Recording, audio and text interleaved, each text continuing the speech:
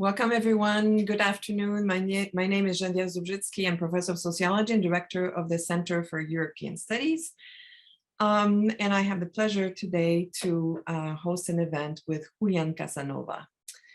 The Center for European Studies is dedicated to improving understanding of European history and the European Union in the 21st century. CES brings together more than 100 faculty in more than 20 departments in the College of Literature, Science, and the Arts, and 8 other schools and colleges at the University of Michigan. And these faculty affiliates regularly teach and conduct research on a wide variety of themes related to Europe, training the next generation of scholars in European studies. Each year, CES holds the Distinguished Lecture on Europe. And for this event, we ask a particularly interesting and broad-minded thinker to challenge us to think in new ways about Europe, its history, its current state, and its future.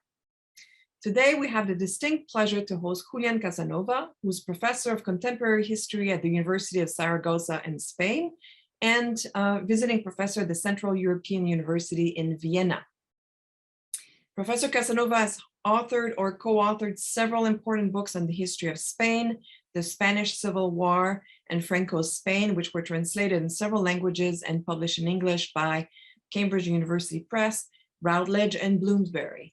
There's a recent re-edition of his book on the Spanish Civil War with a new preface also that just appeared with Bloomsbury.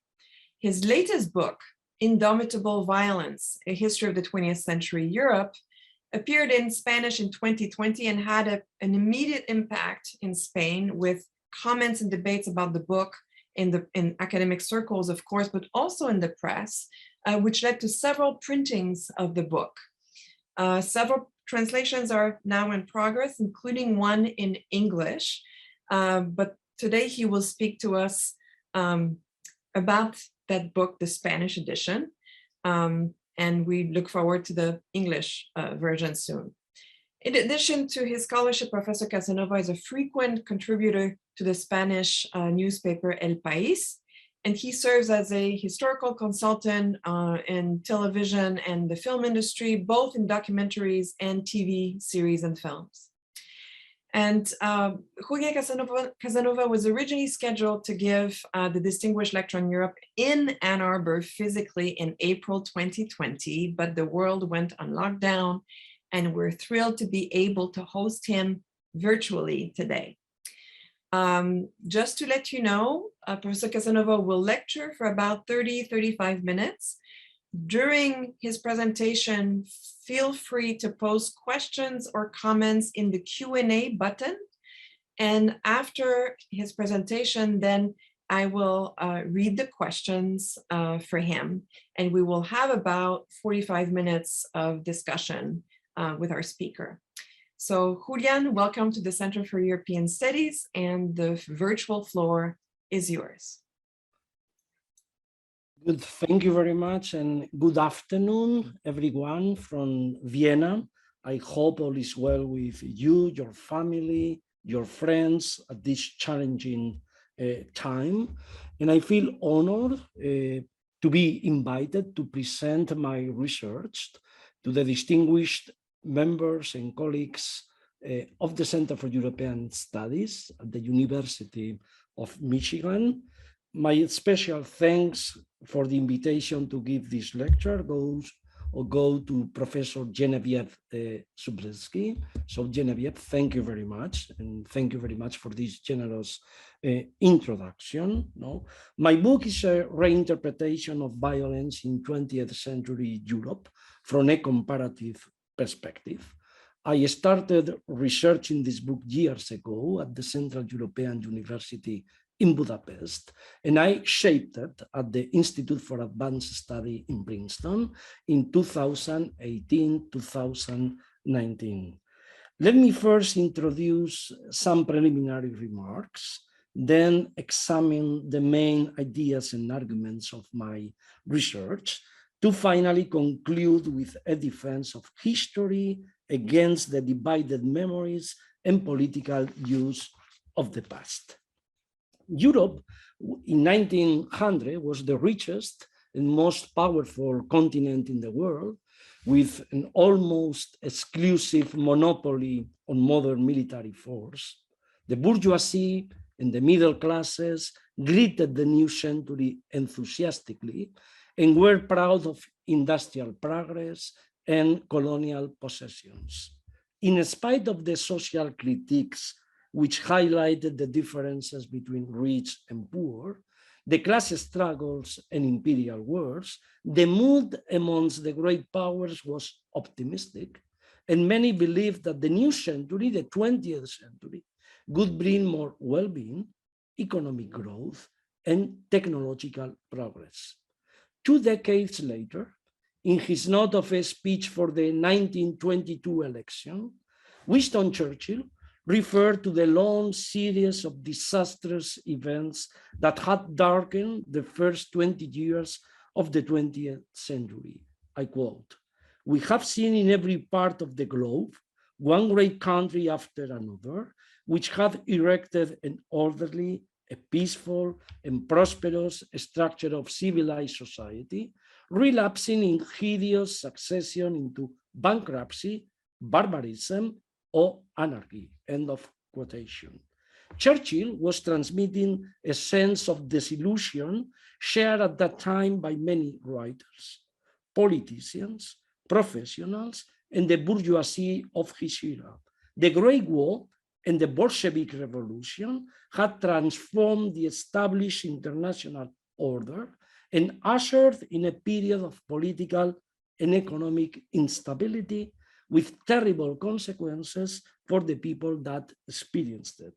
A clear nostalgia and melancholy for that earlier prosperous war permeated Churchill's generation. Churchill had been born in 1974, as if everything prior to 1914 had represented the good times, la belle époque, forgetting the tensions and rivalries between states, militarism, and radical nationalism, which were the factors specifically leading to that disastrous war.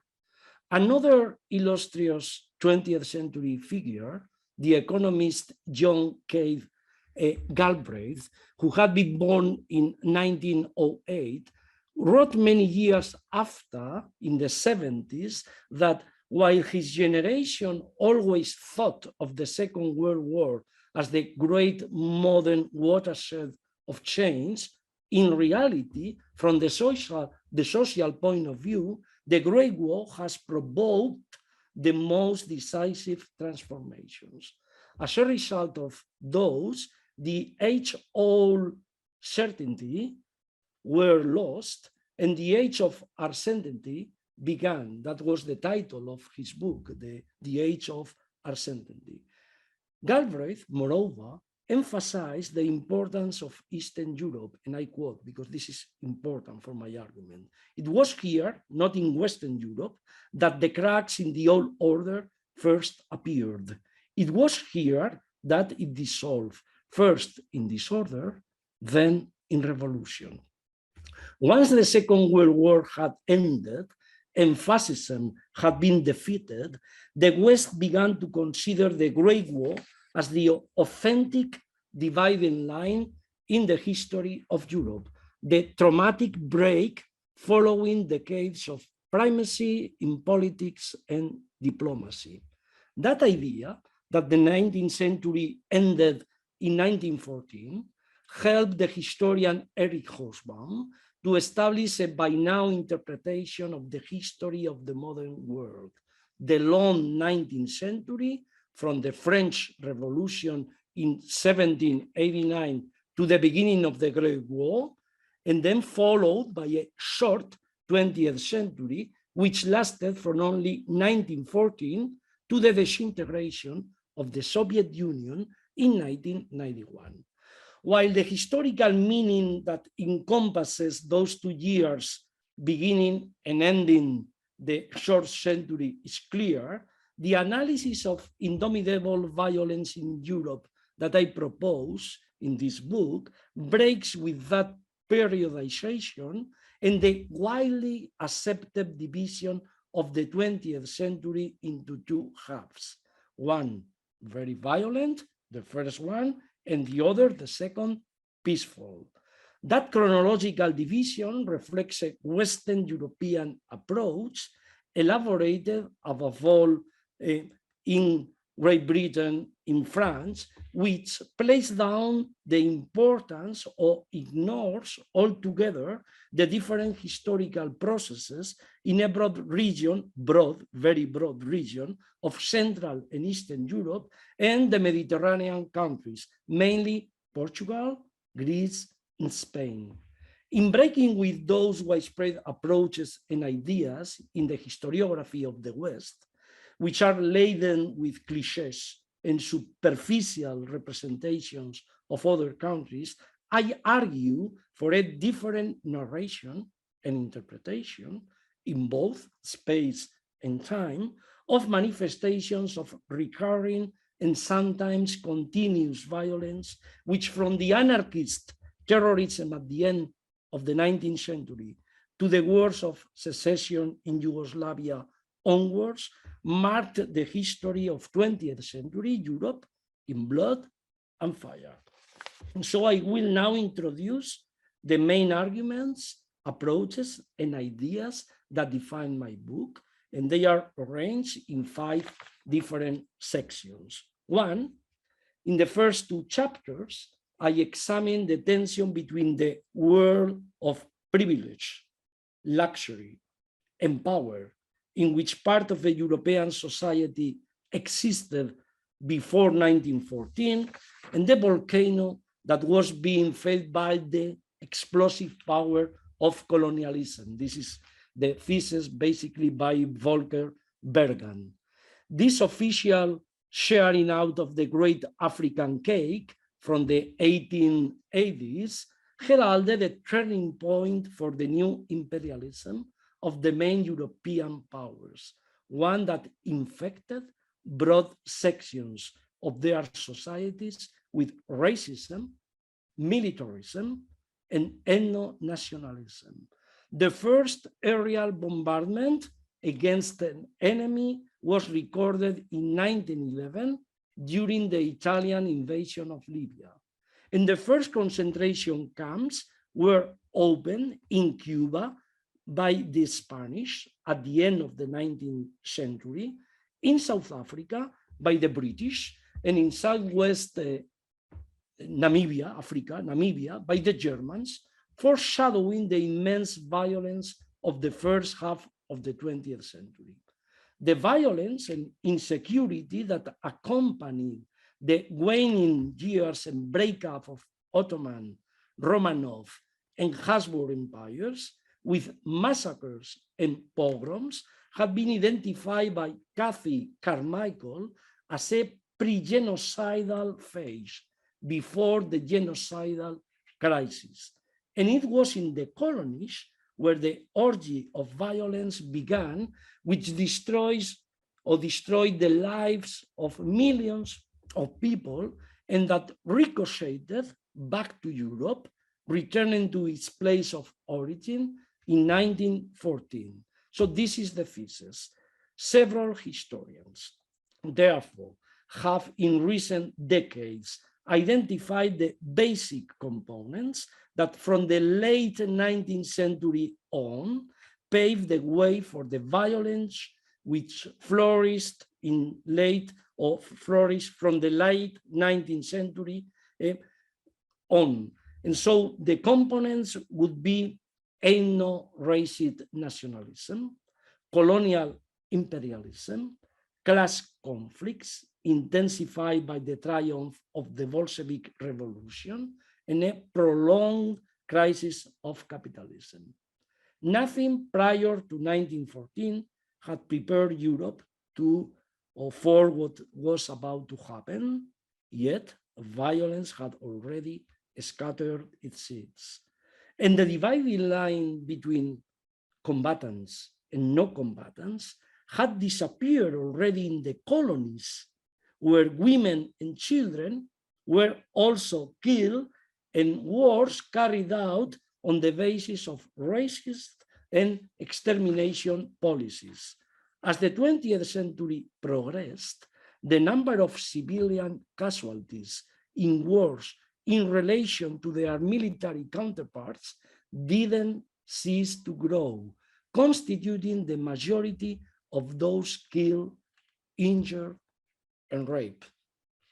Second, chapters 3 and 4, which I term Cultures of War and Revolution, cover the first great wave of massive violence that the continent experienced as a consequence of the Great War, the 1917 revolutions in Russia, and the ensuing armed conflicts and paramilitarism that led to the collapse of empires and the traditional power system in much of Central and Eastern Europe.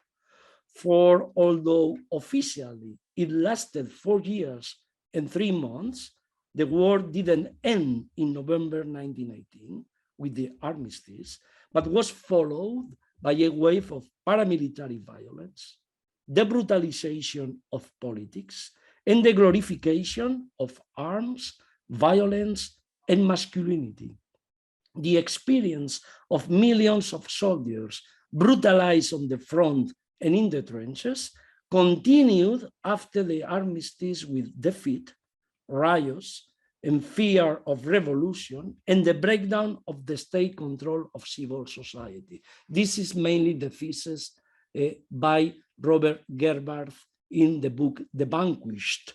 And as you know, the concept of brutalization was developed by the historian George Mosaic in Fallen Soldiers. Criticism of democracy gained ground following the disasters of the war, with the fear of revolution and communism, which was sweeping in from Russia, following the Great Depression, which began to be noted with some force since 1930 onwards. Democracy endured only in a few countries, and a new authoritarianism represented by the fascist and populist movements of the far right triumphed in all the rest on an economically and politically broken continent.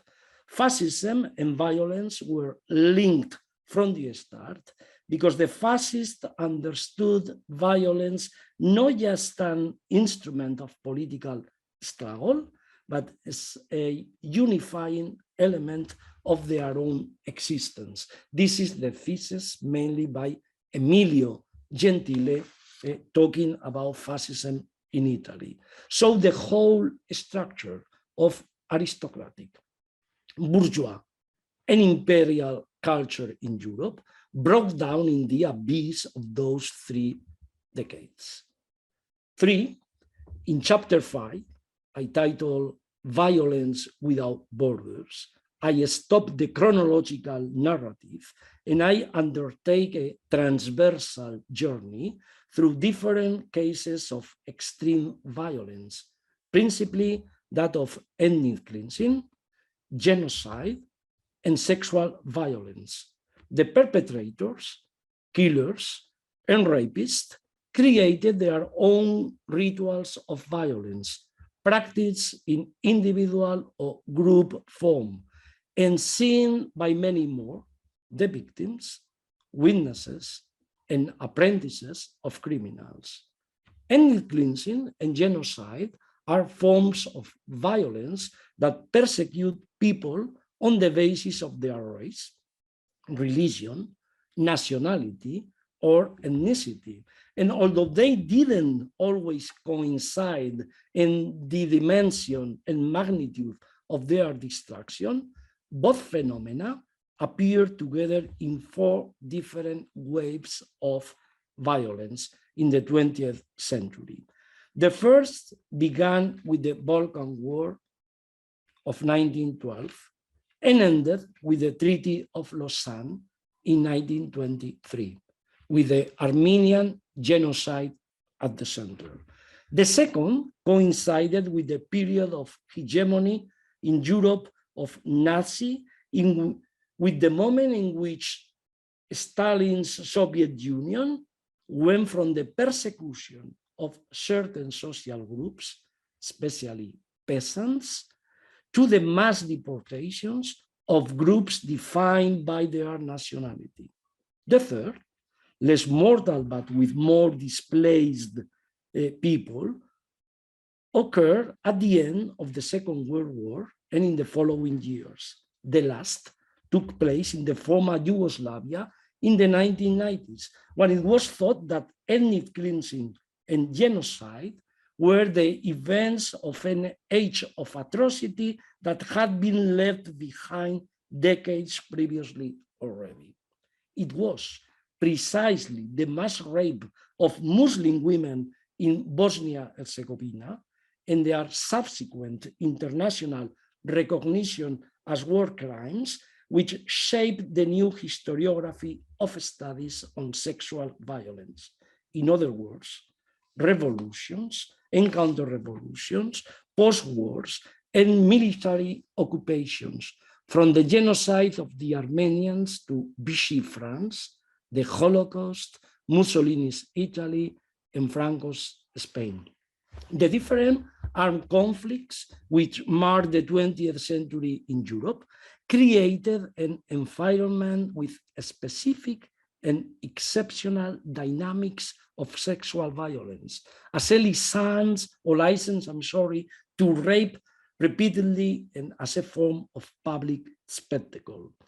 The defeat of the Nazis and the growth of Soviet power across the European continent in the spring of 1945 seemed to put an end to foreign occupation, aerial bombardment, persecution, ethnic cleansing, concentration camps, and genocide. Yet, nor did the Second World War end in 1945, and in the following 3 years, hundreds of thousands of people, fascist collaborators, and war criminals were victims of retributive, retaliatory violence. For I analyzed that broad catalog of persecution systems, from lynching to death sentences, prison, and forced labor. Soviet soldiers, in their advances westwards through Eastern and Central Europe, plundered and raped with abandon. In the great capitals of Budapest, Vienna, and Berlin, liberated by the Red Army following fierce battles, between 10 and 20% of women, were raped, a story-long silence until the fall of communism in 1981. Andrea Peto, who works at the Central European University, has called it, for Hungary and Austria, and I quote, a conspiracy of silence beyond a typical case of amnesia. All the actors in the sexual violence, the victims, the aggressors, the police, and the soldiers, according to Peto, and I quote, had a common interest in keeping silent about what had happened, end of quotation.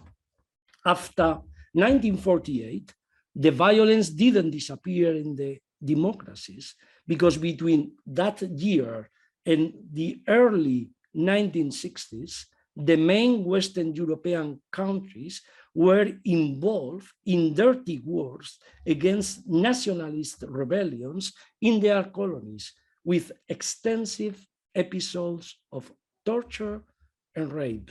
Algeria, France, constitutes a paradigmatic case. And from the 1960s on, new terrorist organizations, anti-colonialist, neo-fascist, leftist, and nationalist, emerged with use violence in a calculated, systematic form to achieve political changes or eliminate their enemies. And they threaten the capacity of states to protect their citizens. ETA in Spain was a very good example, especially in the transition and in democracy, more than at the beginning during the Franco's dictatorship. 5, in the last section, it is true that in the face of what had happened in the first half of the 20th century, from 1945 onwards, the dominant culture in Western Europe, in democratic politics and society, rejected violence. This continued, however, in those states in the Soviet bloc dominated by communist parties, and in the only two dictatorships, far-right dictatorships that emerged out of the pre-1939 fascism in Portugal with Antonio Oliveira de Salazar, and in Franco's Spain, which persisted during the 3 decades following the Second World War. Salazar and Franco were the only fascist or ultra-rightist dictators dominating their societies before the starting of the Second World War. Besides, between 1967 and 1974, political persecution through jails, torture, and murder also formed part of daily life in Greece during the regime of the colonels, with Papadopoulos presiding over the dictatorship. They were, Portugal, Greece, and Spain, the most important anomalies in the historical trajectory of democratic capitalist Western Europe during the second half of the 20th century. So, from the perspective of democracy and freedom, Spain, Portugal, Greece, and Central and Eastern Europe, from the Austrian border to the Ural Mountains, from Tallinn to Tirana, remained outside that generous description of a European golden age of democracy, which originated in Great Britain, France, and West Germany. That is what I discuss in chapter 7, the different paths of and scenarios of confrontation experienced by 8 countries that made up that widespread territory, which was called, the definition is not very precise, Eastern Europe, from occupation from the Red Army in 1945 up to the wars of secession in Yugoslavia. Fear, accusation, submission, and depoliticization took root in those societies under the appearance of uniformity, discipline, and fierce control. Protests, demonstrations of resistance, and open insurrections broke out in some places, such as those in Berlin in 1953, in Budapest in 1956, and Prague in 1968. Every time that on different fronts there was an attempt to reform the system from above or overthrow it from below, military intervention crushed the resistance. The system persisted, as you know, until the beginning of the 90s, but it was increasingly difficult to legitimize the argument that it was operating in the name of the people or the working classes. Everything collapsed with the revolutions of 1989, which caused the greatest changes experienced of the European continent since the 2 world wars. It was a profound transformation. In Western countries, they didn't care much about it, except the fall down of the wall in Berlin. It was a profound transformation, although compared to previous revolutions, without much violence or many deaths to count. Between 1989 and 1991, the world witnessed an extraordinary event, the peaceful dissolution of a great multinational power. The end of communism in those countries that to that time had been satellites accelerated the process of disintegration of the Soviet Union and stimulated national patriotic movements in the Baltic countries and in Ukraine. But there remained Yugoslavia, which from the early 1990s on was front page news all over the media, with stories of massacres, rapes, deportations, and population displacements. And I end the book with an examination of how to remember those traumatic past from the divided present, the visible or hidden scars left by that 20th century of indomitable violence. And there is no single history of Europe, but multiple histories which overlap and intersect with one another. And given that this is true, I have tried to situate the principal manifestations of violence in a transnational shared context. And given that there is no general theory about violence, my main aim has been to discover and conceptualize the logic of violence through the similarities and differences amongst different historical periods. And in this logic, to highlight as common threads the ideologies of race and nation, the moments of crisis generated by wars, revolutions, and projects of totalitarian utopias. Behind those logics, behind those projects, there were individuals who took specific strategic decisions whose protagonism cannot be overlooked.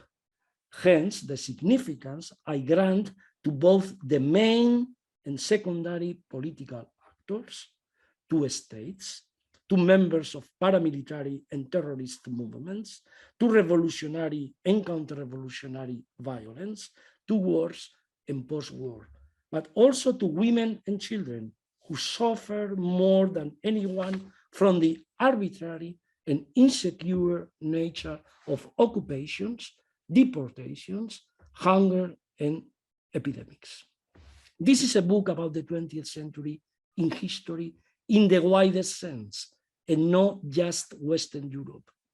History in capital letters of the great figures, of the great leaders, mainly white Christian men, is interspersed with myths and sometimes clashes with the lower case stories of the masses, of anonymous men and women. So an incomplete mosaic whose pieces I have tried to adjust through a kaleidoscopic variety of interpretations of the past. I begin the book with the assassination of Empress Elizabeth of Bavaria, the most seductive royal figure in that late 19th century dominated by monarchies united by blood ties. And I end with a story of the rape of Muslim women in the small Bosnian town of Foča in 1992, as proof that history is never a one-way street. And the form of narrative I have chosen also captures that evolution. The narrative, my narrative, is becoming bleaker as the individual violence of assassinations of monarchs and tyrants finally gave way to that of masses, to the elimination of groups defined by class, race, religion, or nation. And I finish. Historical sources are always fragmentary. They illuminate some aspects and events and leave others obscure. The latter are precisely those which historians should looking for. And that is what I have done so that the readers and you may know them. Thank you very much for your attention. I'd like to hear your thoughts on my lecture, on my research. I am open to questions, to discussions from Vienna. So no crossing the Atlantic. Thank you very much. Thank you so much, Bravo. Fascinating work, discussion, very depressing, of course. I invite people to actually post questions in the Q&A. There's a Q&A button, and then I will read the questions to Professor Casanova. But I'd like to ask you a couple of questions to get us started. And one is, I mean, you start with violence against a woman, you end with, you know, the massive rape and murder of Muslim women in the former Yugoslavia. So for you, sexual violence, is it a specific type of violence, or is the process of sexual violence especially significant, as you say, because it involves a conspiracy of silence that other crimes did not have as long? I'd like to expand you to expand a bit on that. It's a very interesting question, because until the 90s, social and cultural history had introduced gender, and of course, social movements, women, the suffrage, and in many countries, but sexual violence was a tiny, minor topic until the 90s, okay? And then when people started to introduce a new approach on this kind of historiographical topic, they tried to convince people that it wasn't this kind of fashion of you have to balance men and women. The main thesis was, if you introduce sexual violence, you are going to prove that men and women suffer and experience wars, revolutions, and breakdowns of empires in a very different manner. So that would be the main analysis.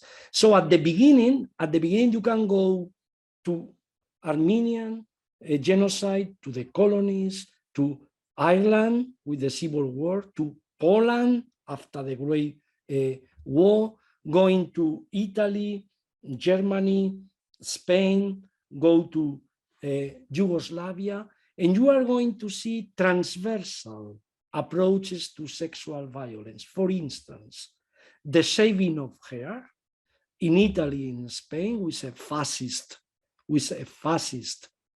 way of punishing red women, and in Vichy France, at the end of the Vichy France, collaborators of the Nazi, 20,000 women, according to Fabrici Virgili, were accused of collaborating with the Nazis and had the shaving of hair. It was an anti-fascist, in that sense, revenge, no? And at the end, how you define this? Well, Fabrice Virgili thinks that in France, this is not a normal sexual violence, was a sexist one, no? And so this is more or less my approach. I was very fond of social history, cultural history. I introduced women's protest in my first books since the 1980s, but to tell you the truth, at this moment, nobody was caring about this sexual violence. Of course, the Holocaust was there, the genocide was there, the repression under Franco's, for instance, dictatorship was there, but sexual violence was a new topic, controversial, moot topic since the 90s. And now we have a very interesting historiography. By the way, not only written by women, but also by men. And I think this is new. But it might be also related to taboos about what happened to those women after. And, you know, like in Yugoslavia, Michael Sells has argued that there was a gynocide, right? Mm-hmm. And that this was a way to, the rape of women was part of exterminating the nation by diluting the ethnic core. That's a topic that's very difficult to deal with in the afterwar. Mm-hmm. You talk about the dictatorship that persists after the Second World War in both Spain and Portugal, and that is something that tends to be set aside also in the history of Western Europe or civilized Europe. how is your book received, or how is your work generally received in Spain, where Spain is still divided over the legacy of Franco, and where Franco still, or there's like conservative movements that that perceive Franco very differently than other social or political groups? Yeah, this is a very, again, a very interesting question, because Spain is very divided about the past, with crossing memories, with a political use and abuse of the past, basically for three reasons. Then, first, the long shadow of the dictatorship, of Franco's dictatorship, which marked the nature of the transition. So that means that we had many historians like me researching about repression, about violence during the Civil War and under the dictatorship, but there was no politics of retribution and social dimension, public dimension of this discussion or debate. And so when at the end of the 90s, after the fall down of dictatorships in Latin America, the apartheid, the Soviet Union, it started to appear the new commissions, truth commissions. In Spain, we started a new debate. And the debate wasn't anymore among historians, but was a public debate with a right, conservative people which didn't recognize that under Franco's dictatorship, we had a real problem. And so it was an attempt to balance, to be equal for all the victims, when during the dictatorship, we had an overwhelming commemoration, memories of the victors and hidden memories of the vanquished. The second point was because in the last 10 years, a new ultra-rightist movement appeared with a strong opposition to everything related to revise the past. So they think that we had a good past, Franco was a good man, and now a new historiography is lying, a new historiography is reviving the past, is using the past to adjust to the present. They don't care about if you revise the past of 500 years ago, but not the past of 20th century. And Rajoy, the prime minister, was paradigmatic. He said, look to the future, don't go to the past. This is always the argument using for this. No? And third, we had a very good or interesting discussion, and I stimulate always this, about how to teach this history to the secondary and primary schools, basically to the secondary schools. And so in this way, my theory, my argument has been always the same. You have to use the history written by historians, professionals, that they are more diverse than people think. And so you go with this knowledge to the education in order to have a critical reading of the past. We are not interested in an orthodox reading of the past. We think that a critical reading of the past is what the new generation needs in order to confront this past. No? So if you combine this, at the end, everything in Spain is a moot, controversial topic. The streets, the name of the streets, the statues, the commemorations. And by the way, and I finish, historians, we know that we have difficulties differentiating between history and memory, between documented knowledge and subjectivity.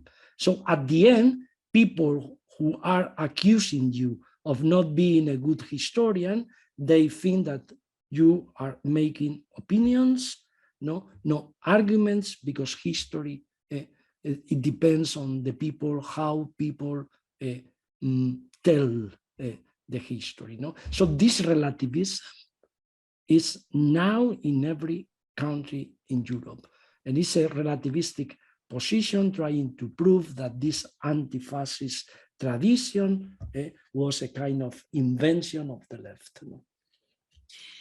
But does Spain and Portugal have memory laws? I'm thinking comparatively about Poland, for example, that has, a specific institution and memory laws about things you should not be saying about the Polish nation or the Polish state in general. So there's regulation about what can be talked about.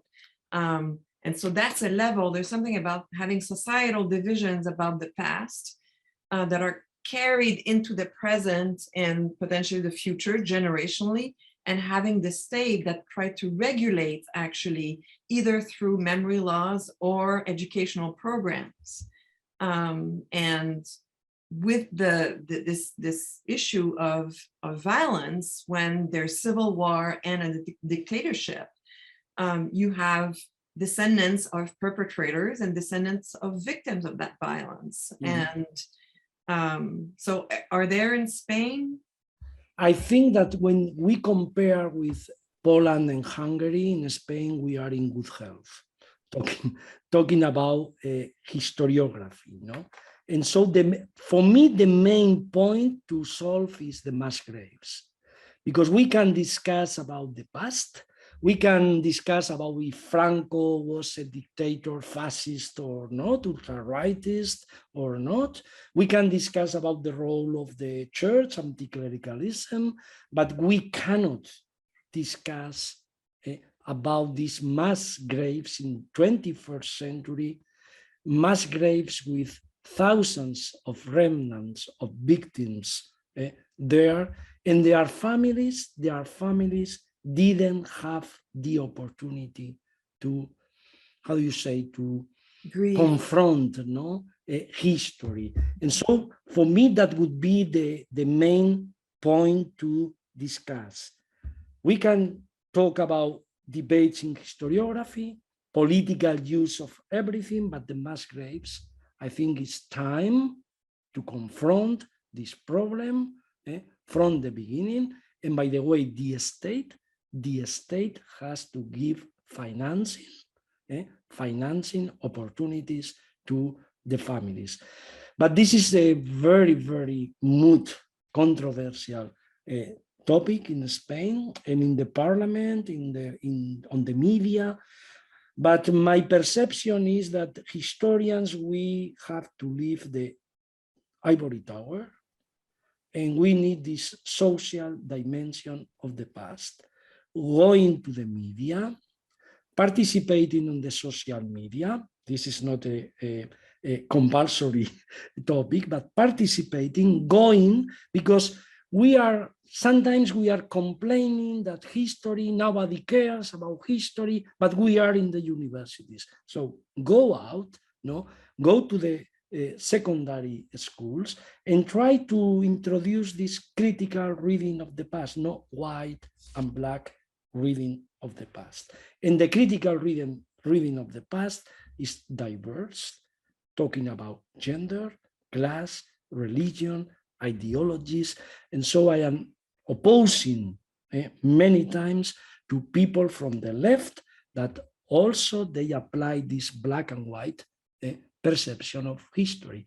But this is the only way is knowledge, research, museums, and education. The rest is noise. The rest is political discussion. Yeah, but public engagement is important to actually, it's linked to education, as you said. I have a question here by Ron Suni, who's professor here of history, and I think you know his work well. I know him. I know his work, of course. So his question is, do you distinguish between causes of this violence? The violence, do you distinguish between the violence of nationalism, communism, fascism, liberalism, and colonialism. And he says, thanks for remembering the Armenian genocide, which has its own particular causes. Yeah.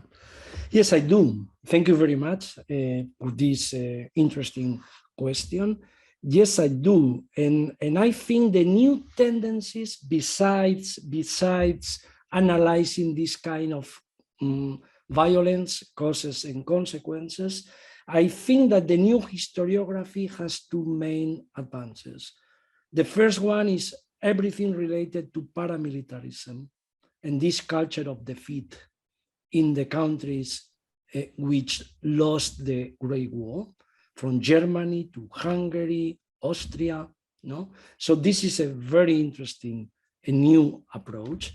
Paramilitarism, by the way, paramilitarism connected to masculinity, anti-Semitism, anti-women, especially if they were Jewish and red, like Rosa Luxemburgo. So this is a new historiographical approach. And then the second is that I think that when the states have the monopoly of violence and there is no breakdown, you can have dictatorships, repression, but the main acts of violence appear when you have breakdowns. Breakdowns dividing the means of coercions. The breakdowns in which you have two or more contenders fighting for power. In those events, you have extreme cases of violence. You have plenty of examples. Of course, Russia, since February 1917, the coup d'etat in Spain in July 1936, the breakdown of the Ottoman Empire at the end of the 19th century, and the breakdown of the empires in Austria, Hungary, and Germany. So I do this, or I distinguish this kind of diverse approaches to violence. And for me, that was the challenge. The main challenge was how I incorporate the immense, the rich historiography in different language, in many countries, in a kind of synthesis, using basically secondary sources, except for Spain, in which I use my own research on primary sources. And the result is the book. When will it appear in English? So my publisher is now working on 3-4 different languages, and so hopefully next year, let's see if it's possible to appear in German. I know that there are also negotiations, and so let's see. Let's see. I am also publishing a lot in Russian in the last years, in chapters, articles, basically on the Second Republic in the Spanish Civil War as well. So hopefully, my point of view is in Spain, we need the students going abroad. We had a Hispanist tradition of studies of people from United States, from Britain, from France, from Poland, from Italy, working, researching on Spanish history, and basically historians in Spain work on Spain and in Spanish. Mm-hmm. And we have to change this. Mm-hmm. And the new generation has to change this, And so for me, the hope is the day in which new generation of historians, Spanish historians, are specialists in Weimar, in Russian Revolution, in Poland, in the same way many people from the United States or Britain, especially Anglo-American, were big specialists in Spanish history. Yeah. Well, I have here Felix Zamora Gomez, who has a question for you. You speak of the ricocheted violence of colonialism. Would you consider the violence of the Spanish Civil War as part of that process of ricochet violence? How do you interpret the current celebration of the colonial past in Spain in relation to the similar discourse about the dictatorial past? Okay, how interesting. Two big questions. The first one, I think people like Preston and me started to think several years ago that the Africanists, they were the main protagonist actors of the coup d'etat. They had been military in the colonies, and they ricocheted or translated into Spain the war or the politics of extermination in the colonies. Mola is a very good example, Queipo de Llano, Franco. And so Spain was in this, no? In the sense that this is a new approach, historiographical approach as well. Cathy Carmichael, for me, is the main introduction to this, talking about this pre-genocidal phase before the genocidal crisis. And I know that in the last years in Germany, in Britain, in Spain, in France, historians started to care about the colonies, how the violence of the colonies ricocheted into Europe before the Great War. And in the 60s as well. If you consider in France, Algeria, many people in France didn't recognize this kind of rapes and violence in Algeria in the 60s, thinking that we are a democracy, we didn't have this, no, this is for other people, no? And the second, well, in Spain, there is a big discussion about the nature of consequences of the conquest of America, colonialism, and there is a connection between the past and the uses of political history from the present. No? And every 12th of October is the Día de la Hispanidad. We have this discussion.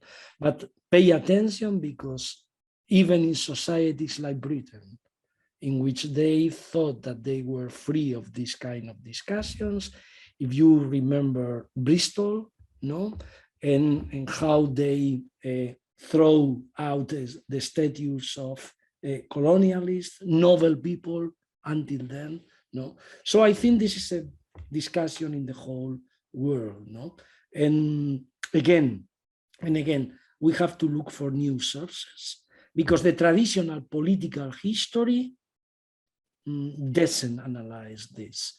And so we have to go to new sources, cultural history, diversity, and of course, reading a lot about how other historians in other countries confront the past. I read a lot for this book, and I learned a lot from other colleagues. When you read other colleagues and you know that you cannot go to the primary sources, but you can trust in the historians using the primary sources in other countries, you know that history is something not related to provincialism, but related to transversal and comparative history. It's interesting, you were referring to October 12. Here it's Columbus Day. In certain states, this has been changed to Native American or First Nations Day as a pushback against this kind of colonial history. Yeah. So we have a question by Anana Mary, who's asking, how do you see the resistance of dealing with its past with certain segment of the population compares to what is happening in the US, that resistance to deal with its past, especially with regard to slavery. And you referred to also compensation, to the victims of fascism. And communism.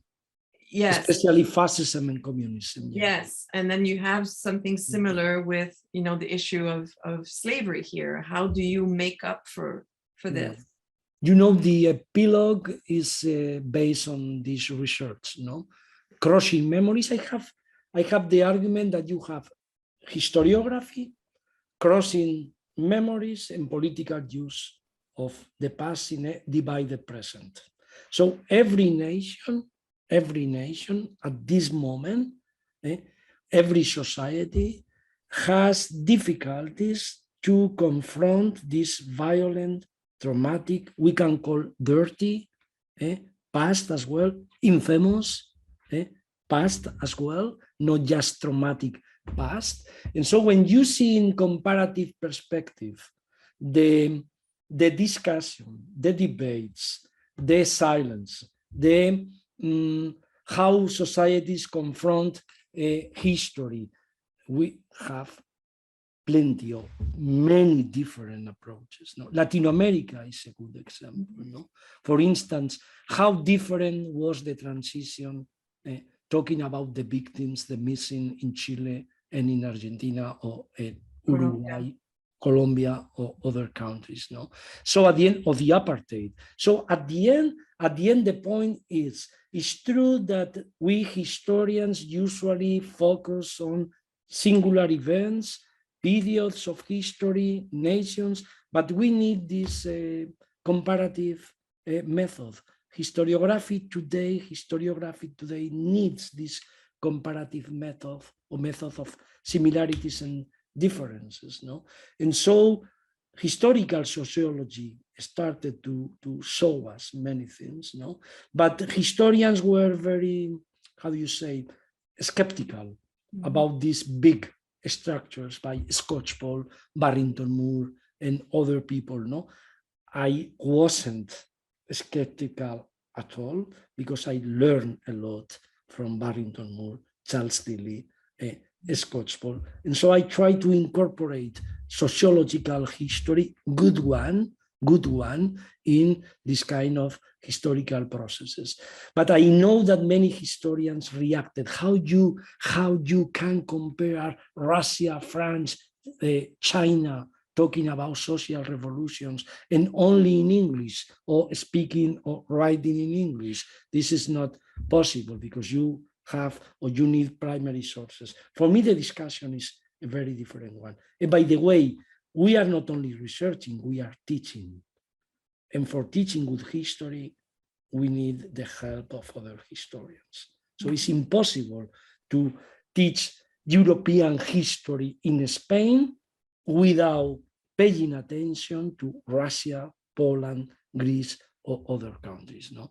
And you know that in Western Europe, in France, including France, there is a strong tendency, Eurocentric, Western Eurocentric approach to history, not only of the 20th century, but also 19th and 18th century. I started to understand basically in Budapest that everything that happened in Europe in the 20th century had a more severe, intense rhythm in Eastern and Central Europe. No? And by the way, in Western countries, people confuse Central and Eastern Europe, and they think, for instance, that Hungary and Poland are Eastern Europe. No? And you say, okay, you know what Middle Europa means, no? Go to the map, go to the history, and this kind of cliches, don't repeat this kind of cliches. No? I want to talk perhaps or hear your thoughts about the Holocaust, actually, because you're talking about the importance of comparing. The Holocaust also stands out as a unique event in Europe, in the 20th century that has qualitative and quantitative differences. So how do you deal with that? Yeah. And also it has an impact, the Holocaust also has impact in the way that we think about violence, that we think about the 20th century, that we think of the history of World War II, about its causes and its consequences, and about peacemaking, right? That the Holocaust did have an impact on how Germany rebuilt itself after the war. Absolutely. But the discussion about Holocaust is so intense, so diverse, that in the last years, it's true that the main approach by revisionists was to introduce the term genocide, talking about Stalinism, to try to prove that the Holocaust wasn't a singular, peculiar event. And however, if you go to Soviet Union, you had also these big crimes, no, talking about mass crimes, talking about Stalinism, no? And so I use the main historiography on Holocaust.